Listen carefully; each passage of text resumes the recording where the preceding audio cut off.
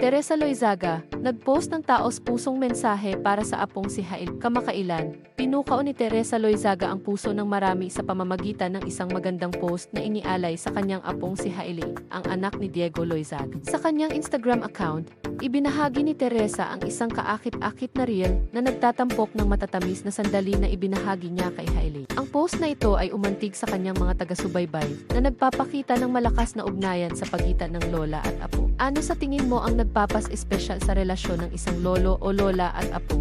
Sa caption ng kanyang post, tinawag ni Teresa si Hailey na Pochola at ipinaabot ang kanyang malalim na pagmamahal para sa kanya. Sinulat niya, dearest Pochola, yes, I loved you first. You didn't know me but already knew you. Ang kanyang mga salita ay puno ng init at damdamin na nagbibigay diin sa koneksyong mayroon sila kahit nasa murang edad. Ano ang nararamdaman mo kapag nakakatanggap ka ng mga pusong mensahe mula sa mga mahal sa buhay? Kabilang din sa post ni Teresa ang isang panalangin para sa mga magulang ni Hailey na sinabing, God bless your mama and dad. Ipinapakita nito ang kanyang pagpapahalaga kay Diego at sa kanyang kapareha habang pareho silang nag-aalaga sa kanilang anak. Ang suporta at pagmamahal sa pagitan ng mga miyembro ng pamilya ay makakalikha ng matibay na pundasyon para sa paglaki ng isang bata. Bakit mahalaga para sa mga pamilya na suportahan ang isa't isa? Sa kanyang post, ipinakita ni Teresa ang mga video at larawan ng masayang sandali na ginugol kasama si Hailey kabilang ang paglalaro ng mga bula. Ang saya sa mukha ni Hailey ay maliwanag habang sila ay nagbabahagi ng tawanan at kasiyahan. Nakakatuwang makita ang ganitong saya at koneksyon sa pagitan nila.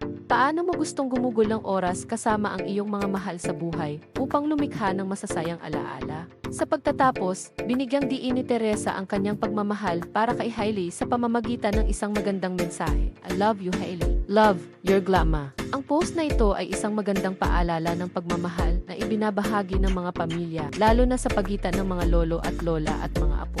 Ang mga ganitong mensahe ng pagmamahal ay maaaring magbigay inspirasyon sa iba na ipahayag din ang kanilang nararamdaman. Gaano kahalaga ang ipahayag ang pagmamahal at pag-aalaga sa loob ng pamilya?